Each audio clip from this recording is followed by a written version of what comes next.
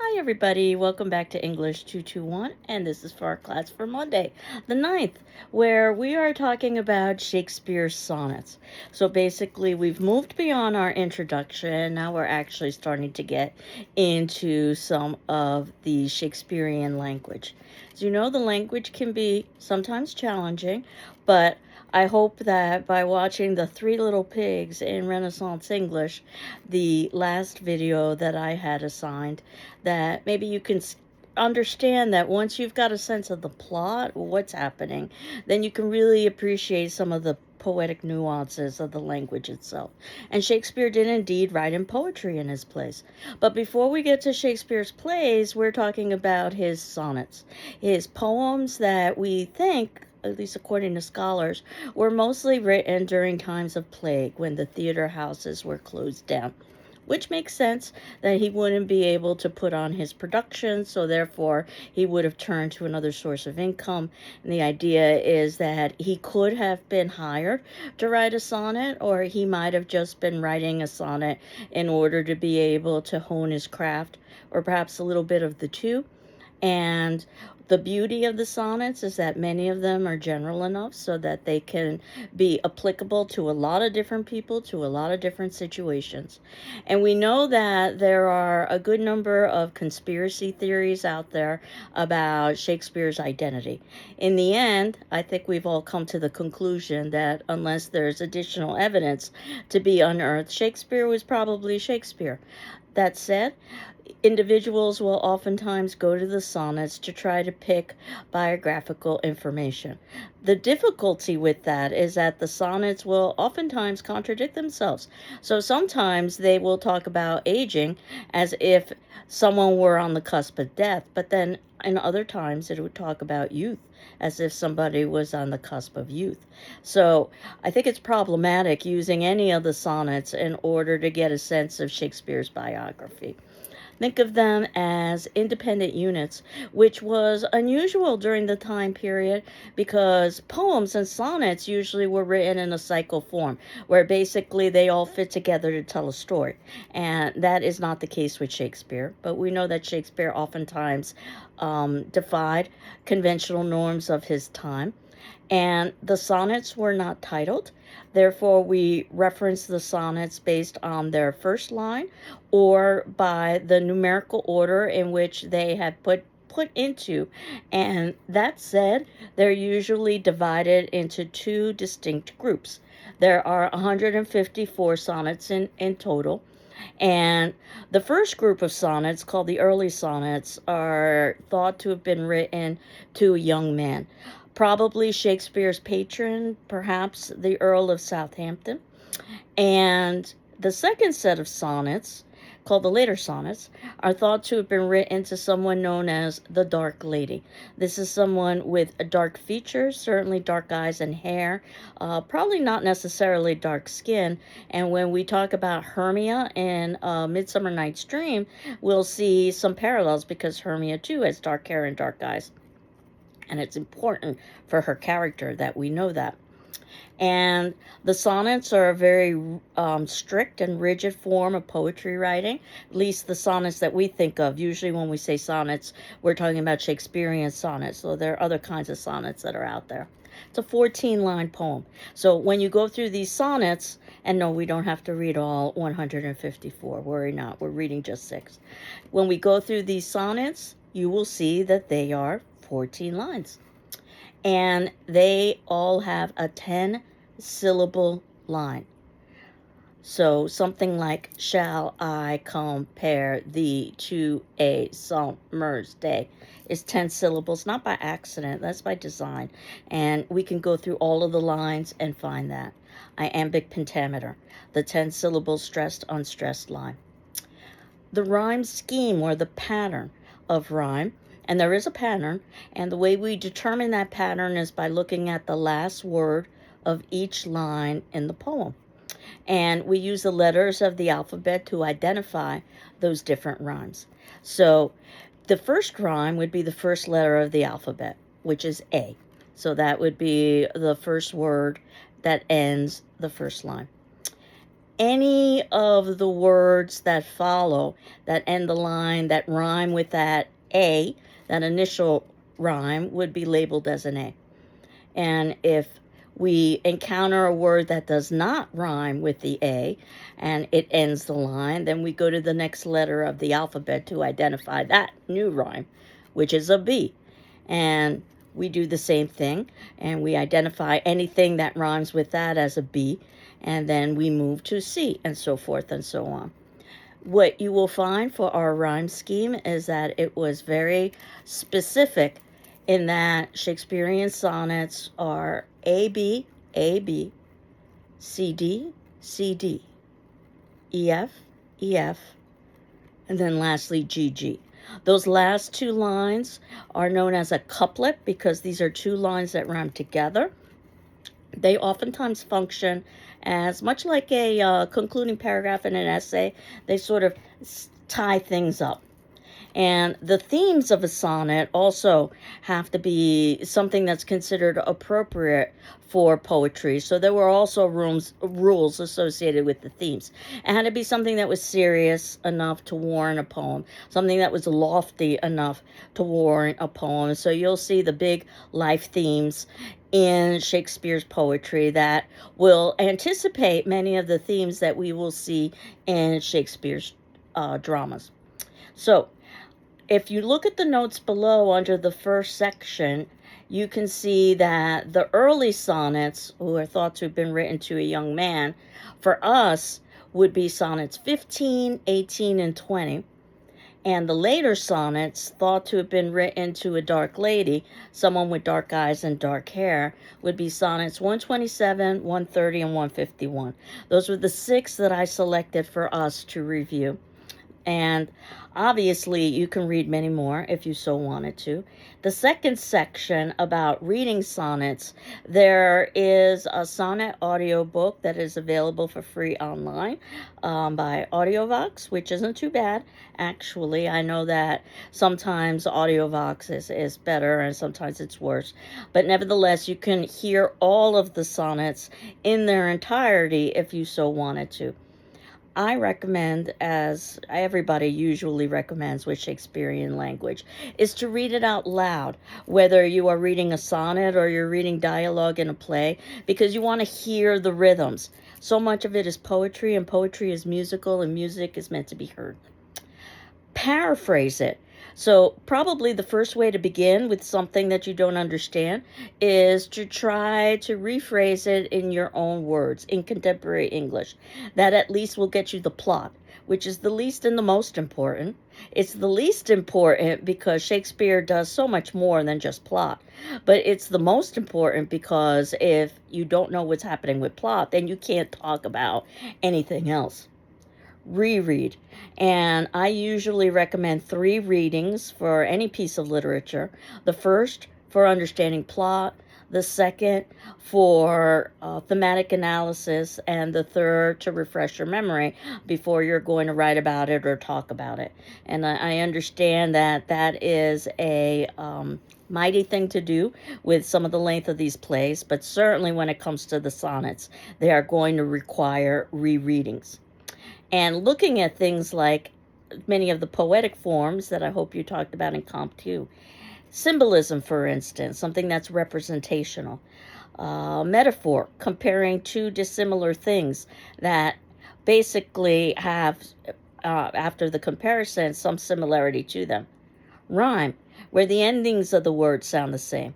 Alliteration, where the beginnings of the words sound the same.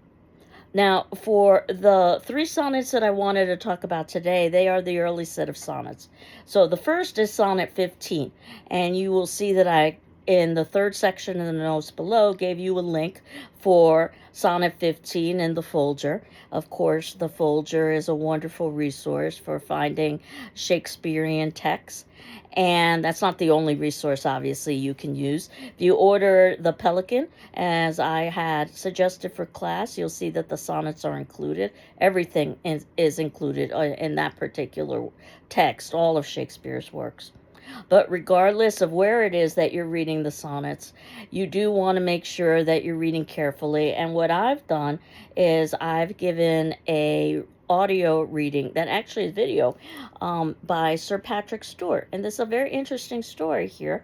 I don't know if you know Patrick Stewart, British actor. Probably his claim to fame was his role as Captain Picard in the Star Trek Next Generation series, but nevertheless, he is Shakespearean trained, and I think you can tell that by the way he reads the sonnet. And what Patrick Stewart ended up doing is at the beginning of COVID, if you remember those dark days when we were all on lockdown, he decided that he would record himself reading a sonnet a day and he would post that. And he had assumed, as most of us did, that obviously the lockdown would be over quite quickly, so there wasn't any way he'd be able to get through all of the sonnets. Well, it turns out that he got through all of the sonnets.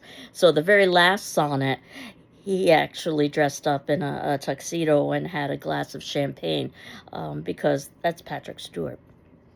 But I have him reading Sonnet 15 for you. And remember how these sonnets would have been read. We were all on lockdown. He was in his living room. His wife was recording him probably on her cell. So this is very low tech. And one of the things I like about Sonnet 15 and his reading of it is he talks about how he himself, Shakespearean trained, struggles with understanding some of the meaning, which is so important for an actor or for a reader in order to be able to have the correct inflections. And that particular sonnet is, I think, very representational of the way that Shakespeare likes to use vegetation imagery, the imagery of plants, in order to represent life cycles for humanity. And it begins with, when I consider everything that grows holds in perfection but a little moment. The idea is that this sonnet is also talking about time and the passage of time. That this huge stage presenteth naught but shows. And this reference to the stage is a kind of wink and a nod to the idea that obviously that Shakespeare is known for his stagecraft. Think of it as an Easter egg, if you will. There is a term for this. It's called metadrama, when you are making direct reference in a work that you are reading something that's related to drama or a dramatist. Shakespeare will oftentimes do this in his plays. For instance, giving us a play within a play, which we will talk about with the Midsummer Night's Dream. Wherein the stars in secret influence comment. Shakespeare will oftentimes talk about astrology and will oftentimes talk about the cosmic world. That humanity parallels the natural world can parallel the cosmic world, but ultimately this is a poem about aging. When he says, when I perceive that men as plants increase, cheered and checked by the self-same sky, vaunt in their youthful sap, at height decreased. So this is about the rising and falling of youth and ultimately aging. And where their brave state out of memory, then the conceit of this inconstant stay set you most rich in youth before my sight. Keep in mind that, again, this is part of the early set of sonnets that are thought to have been written to a young man, the Earl of Southampton, who is basically a young man at this point, but ultimately will probably be achieving, assuming that the life cycle fulfills itself, old age. Set you most rich in youth before my sight, where wasteful time debateth with decay. Time and decay are both capitalized. There's a term for this. It's called personification, where you are giving human qualities to inanimate objects. And time and decay are capitalized, much like proper nouns are capitalized, to illustrate that these are the enemies, in fact, of youth, time and decay. To change your day of youth to sullied night. And there's a long literary tradition that the day represents youth or the height of life, night represents descent or old age. And then we've got those last two lines. Notice they're indented in that couplet. And all in war with time for love of you, as he takes from you, I engraft you new.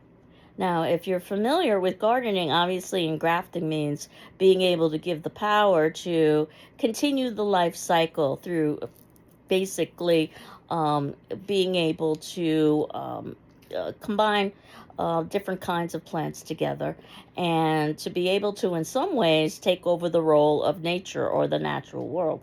And that said, this sonnet is subversive. It doesn't sound subversive on on the surface, but it is subversive because basically what it's saying is that the poet has the power to immortalize through verse. So the poet can renew through engrafting through verse. And that leads us to Sonnet 18, perhaps Shakespeare's most famous sonnet. And you'll see that in section 4 in the notes below, where I have Sir Ian McClellan reading this particular sonnet, and also Shakespearean train. And we will talk about him some more when we talk about Macbeth. And this sonnet, shall I compare thee to a summer's day? It's a question, and this is the response. Thou art more lovely and more temperate. So thou being you're more lovely and more temperate than a summer's day. So now the rest of the sonnet will continue to talk about some of the negatives associated with summer. Though summer, usually from a poetic standpoint at least, represents perfection and the pinnacle of life. Rough winds do shake the darling buds of May. So oftentimes the weather is unpredictable. The darling buds of May being flowers that haven't yet bloomed. And summer's lease hath all too short a date. So not only is this about the limitation of time, but the idea that the word lease is used. In other words, it's something that is offered but not owned. It's something that basically we rent, if you will, on a temporary basis. This is, again, the idea of the passage of time. Sometimes too hot the eye of heaven shines. So sometimes the sun gets too hot. And of course, you might be wondering, well, why didn't he just say sun?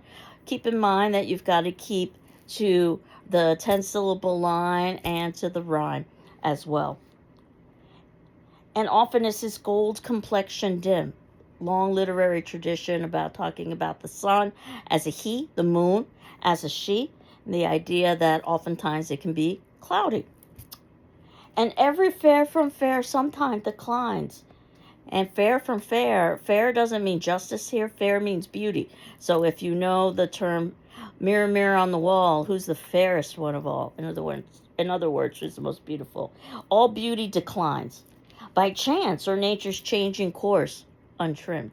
So all beauty in youth declines either by chance, by accident, or ultimately through aging, which is nature's changing course untrimmed. But thy eternal summer shall not fade, nor lose possession of that fair thou owest. And owest means to basically possess.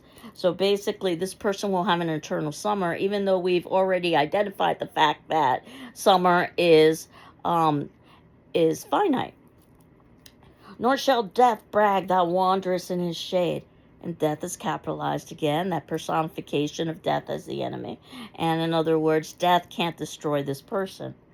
When eternal lines to time thou growest, there's some more that idea of vegetation imagery about growing. And our final two lines to summarize, so long as men can breathe, their eyes can see, which is us now because we're breathing and seeing. So long lives this. In other words, so long lives this poem.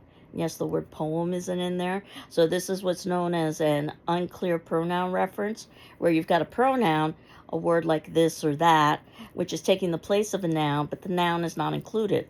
And in our writing, we want to include the noun so that we can be as clear as possible. But of course, in creative writing, you don't need to do that. And certainly the idea of keeping to the strict rules of a sonnet would ultimately dictate Shakespeare's language choices as well. So long lives this, and this gives life to thee. In other words, the poem can immortalize. It's a very similar idea that what we saw in Sonnet 15. And how subversive is this? Basically, only God has the ability to give immortality. Oh yes, and Shakespeare. Shakespeare was anything if certainly not shy. And I guess he wouldn't need to be because of his, let's say, abilities and his insight, because here we are in 2026 talking about this individual. Now, this sonnet, I oftentimes say, is perhaps the most misread sonnet on the face of the planet. And the reason why is because it's oftentimes thought to be a love poem that's written to a woman. Notice that there is no reference to gender in this poem. It's one of the ways that Shakespeare's poetry can be applicable to a wide range of people. But the way scholars have identified this poem as being in the early set of sonnets written to a young man means that this poem was probably written specifically to the Earl of Southampton, or Shakespeare's patron, even though it could be applicable to a lot of different people, which is quite clever, so that ultimately there would be more interest in the work. So if you get nothing else out of sonnet number 15, or I'm sorry, sonnet number 18, it was not a love poem written to a woman, but it was more a poem of flattery. There really isn't anything sexual in here. And yes, some of Shakespeare's sonnets can be very sexual, as we will see, but this is not one of them. And some of Shakespeare's sonnets are very clearly written to an individual. Some of them are more general. Keep in mind that we're reading only 6. But again, if you get nothing else out of this, sonnet 18, at least according to the work scholars have done, is in the early set of sonnets written to a young man, the Earl of Southampton, probably. And this is a sonnet of flattery. Makes a lot of sense to flatter your patron if they're providing financial support and they're providing political support. So we go to the last sonnet that I wanted to talk about, at least today, and this was sonnet 20.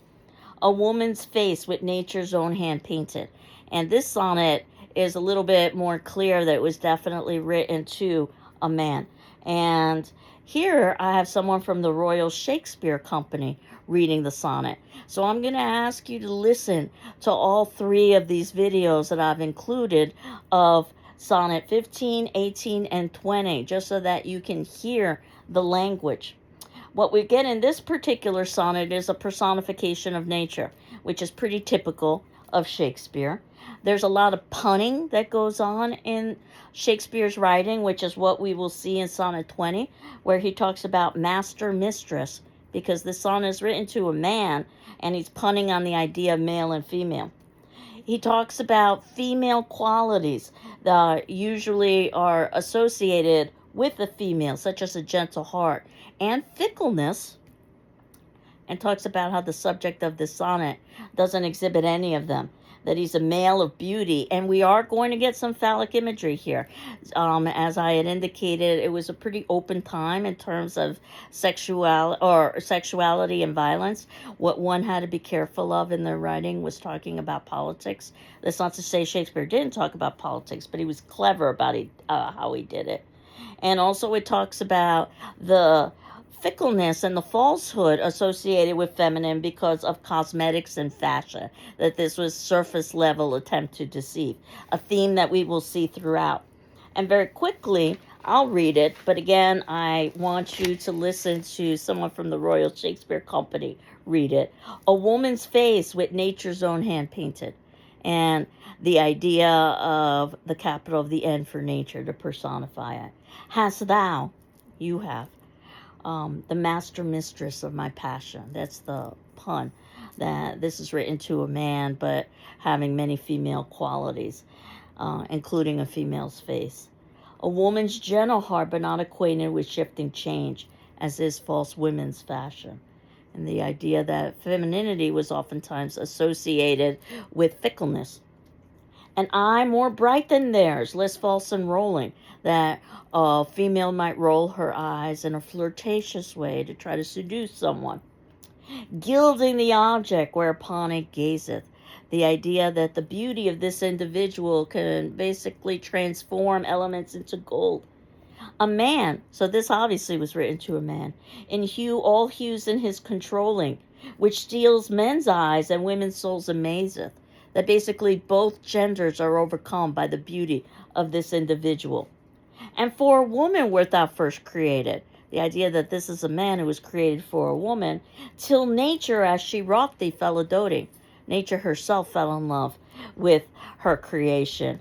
And by addition, me of thee defeated. So this person has the addition of something that is going to defeat the possibility of Shakespeare consummating his love.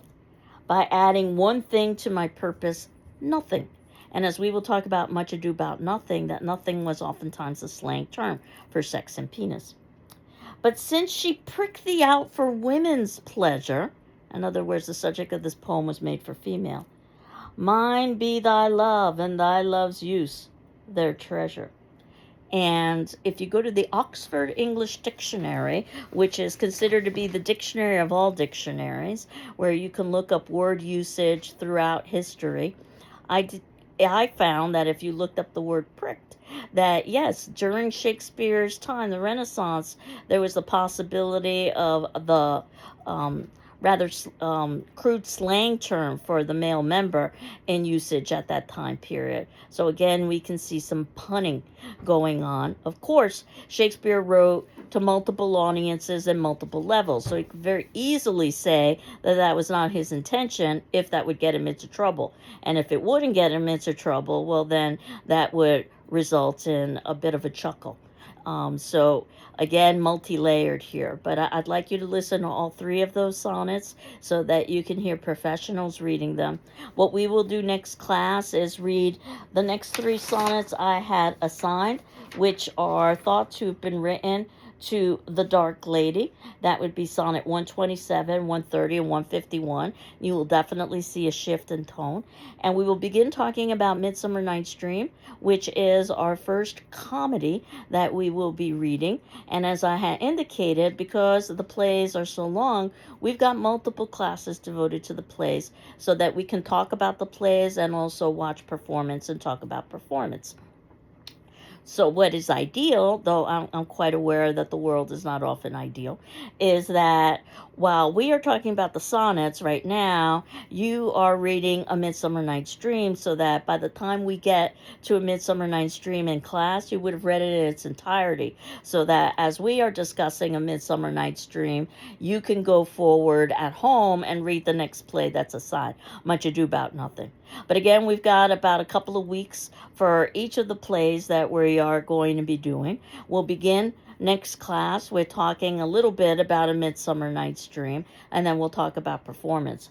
But before all of that, we have to put some closure onto the sonnets. That'll be sonnet 127, 130, and 151. So today's attendance question, which would be due Wednesday the 11th, and as you know, you're not required to respond to your classmates, but you're certainly encouraged to respond to your classmates. What you are required to do for the discussion forum, in addition to responding to the question, is reading all of your classmates' responses and my responses in turn, because I will be responding, and then you'll get a good idea of the kind of class discussion that we might have been able to have if we were in a face-to-face class. And as you know, I like to ask questions that aren't necessarily factual, something that can be debated. I'm more interested in your thinking and your reasoning. So, for today's attendance question, which sonnet of the three that we discussed, sonnet 15, sonnet 18, or sonnet 20, is your favorite? And why? And the and why is the important part. Obviously, there's no wrong or right answer here. It's just a question of your reasoning. So I hope you're doing well. I'm doing well. I will leave you to listen to three wonderful readings of three very powerful sonnets, and we will continue on next class. Take care. Bye-bye.